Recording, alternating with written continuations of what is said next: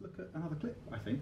So we're going to look at Mark's clip next, which is from War and Peace. This is War and Peace. Yeah. Would you like to introduce? So this is a cavalry charge. I thought this is probably my first and last cavalry charge I get to do. But and the kind of challenge was just making it feel a decent cavalry charge on a kind of TV, you know, a tighter TV budget rather than a kind of Ridley Scott budget, basically. Mm-hmm. So it was kind of through editing and a bit of visual effects and music and all of that, just giving it the spirit of a cavalry charge without having the money to do it on a kind of grand scale, basically. And the other reason I chose this is because it reminded me I always worry about the wrong things, basically, is because we were doing kind of episode 1 of like War and Peace, and we all got kind of very serious about it, and it's like there's obviously a lot of scrutiny about episode 1, and we thought we're introducing all these aristocratic families. Are we going kind of too fast, and no one's going to understand what the heck's going on? Are we going too slow, and it'd be the dullest thing ever on television, basically? And what was brilliant was that the next day, by far the thing most people wrote about was what a great performance it was by the horse in this clip. So I would say look out for the horse. Cool. Let's have a look at the clip, please. That was also pretty good. Thank you. So please tell us about that. It's quite a sequence. Yeah, I mean, it was obviously the director shot it very cleverly, but it was kind of actually, we didn't actually have that many horses. There's quite a few people who worked in the audience who probably tell me how many horses we had, but we didn't have that many, so it was, I'm sure people spotted, but there's kind of flopped shots and kind of similar actions just duplicated. So it was just trying to push it as far as you could get away with without it looking like that's obviously the same man falling off kind of thing. So it was just that really, was kind of maximising it. It was all, you know, it was all done pretty quickly. It was just trying to, you know, a lot of it was that with, you know, you had to stage the Battle of Borodino with, you know, 100 people or something. It was kind of like just trying to capture the spirit of it really, without having the massive scale resources to do massive battles. Basically. There was a lot of very clever use of, like you're saying, the flop shots and just the, you know, I was, because when you said before with the scale of it, I was looking out for those and I couldn't see them. So but clearly they're there. So yes. Yeah. The use of sound is fascinating in that scene. Yes, yeah, we really thought that. Just it's obviously very subjective, and you know, just pulling it all, you know, that contrast between the charge and that kind of excitement, and then turning it into a very subjective experience, and it's just him, you know, on his own in the middle of this battlefield. I thought that's kind of interesting. It's kind of classic, but interesting. Was the horse good? Yeah. And then the animals dying, it gets me every time. I think all the actors were slightly annoyed because the horse took all the headlines. Paul Dano putting this amazing performance. You know, it's all about the horse. It's there's a bit towards the beginning where the messenger comes in, and your choice of showing it from our protagonist's point of view, just he sees it, he doesn't hear what's being said, but the quick cutting you had to just bring the excitement of here we go. Yes, Was, I was going to say we found that a lot, that it's obviously, but it's kind of, it's all about point of view really, in terms of you can't tell these. And the novel does that as well. You have to tell it from a very specific point of view, and it kind of jumps around and tells it from a different point of view. And it's quite cinematic in that way, that you kind of go, okay, it's the battle. You know, you can do it in a massive, objective way, but it's actually grabbing onto one person in the battle and telling it from that point of view, and then jumping over here and telling it from Napoleon's point of view. So that was something we were very aware of, was kind of jumping around all these perspectives and trying to hang on to them. And that was a big discussion we had about how much of each storyline and each person you wanted, because it was basically this kind of big multi-strand narrative over 6 hours. So there was a lot of discussion about how much of each bit you want before you've kind of had enough of that bit, then you want a bit more of that, and actually then we need to go back to that because we lost track of who the hell these guys are over here. So that was a big part of the discussion. And again, the other bit I really liked is at the end is often you'll see when you have a twist reveal. So when he's getting up and he believes it's the people coming towards his own side, the general consensus of what you see on television normally is you get to see what they see and then you see the reaction to it. But you played it the other way. You played the realisation on his face. Yes. And was there a particular reason for that, or was it just? It just felt more powerful. It's just very instinctive, actually. It's a good spot. But yeah, that's kind of, that was just like, it felt more interesting doing it that way, and because the performance held it. You know, it kind of, it's just one of those things you see in rushes and you think that's a more interesting way to tell the story, actually doing it that way round. So it's just a kind of instinctive choice that, you know, that would be a more interesting way. We don't need to do it the more traditional way, really, because he sells it. So I mean, this will lead into the next question, I think, which again is for all of you. When you're honing the fine cut, when you get down to these finer little details like which is the best way to tell the story at this point, is there something specifically that you keep a look on? I mean, there's a lot that's talked about when it comes to instincts in editing, but when you've got a barrage of notes and all that sort of thing, is there something that you are always looking at? Like, is there one thing that always trumps everything else for you,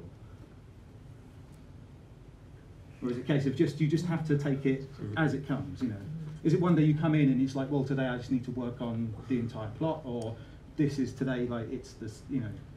There's not really, and I don't think it. I think it varies from project to project. I mean, I've often there'll be different stages of the edit. There's what I call tiny tinies, and there's something that isn't quite right about performance or a cut or whatever it may be, and because there's bigger problems to fix, I sort of have it in the back of I park it, and then as the edit progresses and it gets better and better, hopefully, then you're down to the sort of what I call the tiny tinies. It's just little bits, little nuanced moments that can sort of, you know, you dial it up or you dial it down. So, but I don't think there's any.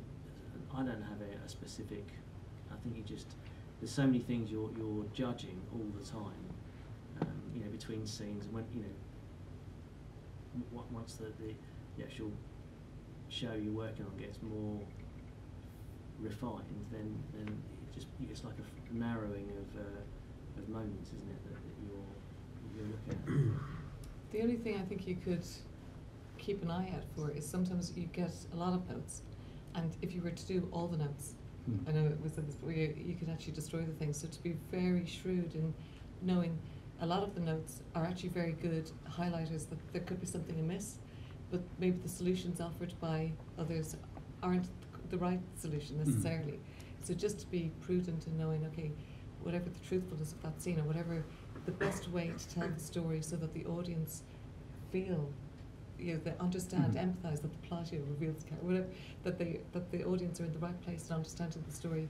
So like what Mark did, that thing of withholding the reveal, just to make sure that there's that type of protection of your storytelling. If you've done that and then notes are coming in to say, oh, we don't see the guys clearly enough, that you just find a way that still satisfies the note but doesn't destroy the thing.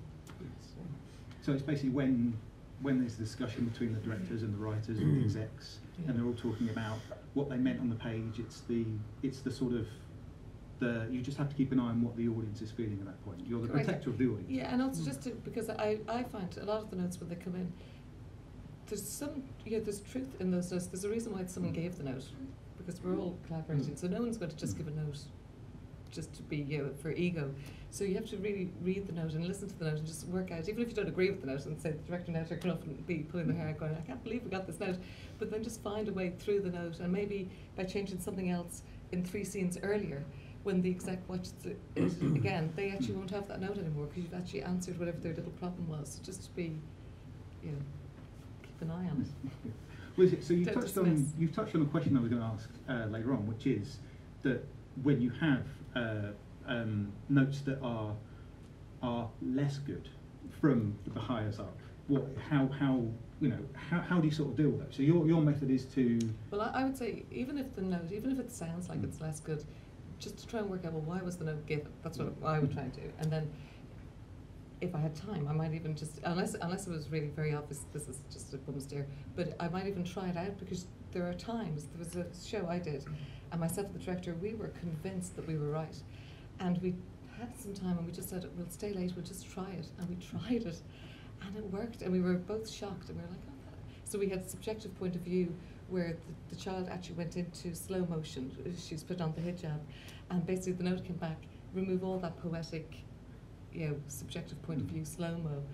And when we did, the story of the girl was still so implicitly in the way that Hetty had shot the film, that it was there, like the subjective point of view was absolutely there, and you didn't need it. And that was a revelation for both of us, that we just thought, okay. But other times you do get the note and you don't agree with the note, and the note actually probably isn't a great note for the benefit of the film. But if you can answer the note in a more creative way, then everyone can be happy, hopefully. Yeah. I don't know what you say. Yeah, just do them. If they're really bad, No, if they're really bad, if you they're can't do really those. bad, send it out there and then like, do you actually like that? I'm afraid of that. I'm afraid of that. The Well, one I you don't said that say you don't that. watch No, it, they go, yeah. That's what Yeah, yeah. I'm implying. Yeah. And if they do, great. Well, that's not my taste. It's about taste, isn't it, as well? But I think we all get very, you get so close to the material that sometimes, like Una says, you know, you've got to respect other notes because hopefully their eyes are fresher than, you know, when you're embroiled in a show or a scene or whatever it is, sometimes you do get a bit snowblind from you know, you're too close to it. Once you've gone in there, you're not coming out again. So you know, it's important to take on notes. But I mean, I you know, big furious rants in the edit suite about I can't believe we've been given this note. It clearly works. They're wrong and I'm right. And then you try it out and okay, fine. They might be right on this occasion. But, you know, but that's all part of the process, isn't it? You've got to trust that if it's a bad note, that they'll see it. And Yeah, they'll yeah. go, no, put it back how you had Yeah, it. exactly. Like you said. No, don't beat yourself up. I just No. think, you know, otherwise you get too stressed You out. say, oh, I was right or wrong, and you have a smug sort of My only fear with Tim's one though is what if you do the note to show them that the note is wrong and then they don't really watch it and they approve it and you're like, hang on, did you actually watch that? Well, you're then you're working on the wrong show. It has happened. It would be a fear.